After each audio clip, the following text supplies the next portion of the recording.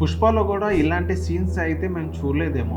ఎందుకంటే Andhra Pradesh deputy CM Pawan Kalyan గారు అటవీ శాఖ మంత్రి కూడా. సో ఆయన కొన్ని దొంగల్ని పట్టుకోవడం జరిగింది. ఐ మీన్ ఎర్రచందనాన్ని దాన్ని పట్టుకోవడం జరిగింది. సో ఈ ప్రపంచ దేశాల్లో అన్నిటికన్నా మనం కంపేర్ చేసుకున్నట్లయితే ఎర్రచందనం అనేది తిరుపతి కానీ, నెల్లూరు కానీ, ప్రకాశం కానీ, ఉభయ కడప జిల్లాల్లో కానీ ఇక్కడే పండిద్ది. ఇంకా ప్రపంచంలో ఎక్కడా పండదు.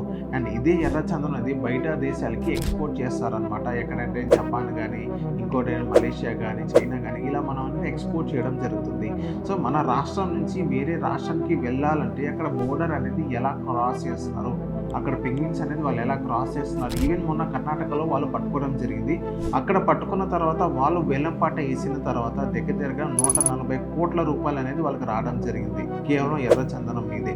అండ్ నెక్స్ట్ ఆంధ్ర రాష్ట్రం నుంచి వేరే రాష్ట్రాలకి ఎర్రచందనం అనేది ఎక్స్పోర్ట్ స్మగ్లింగ్ చేస్తున్నారు బయటికి. చాలా ఏరియాస్లో మనకి 4 to 5 టన్స్ అయితే మనం అక్కడ ఎర్రచందనం పట్టుకోవడం జరిగింది. సో అక్కడ టన్ వచ్చేసి దగ్గర 95 లక్షల నుంచి 1 కోటి రూపాయల దాకా మనం వేసినా కానీ దగ్గర అక్కడ వచ్చేసి 25 నుంచి 30 కోట్ల రూపాయలు. ఐ మీన్ కొన్ని ఏరియాస్ ఒకటే మనం మాట్లాడుకున్నాం.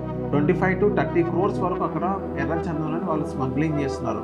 అంటే మీరు అబ్జర్వ్ చేయండి, ఏ రేంజ్లో ఎర్రచందనం స్మగ్లింగ్ అవుతుందో, ఏ రేంజ్ ఎర్రచందనం అది మన రాష్ట్రం నుంచి వేరే దేశాలకు దాటుతుందో. సో దానికి మీరేమంటారు అనేది కింద కామెంట్ చేయండి.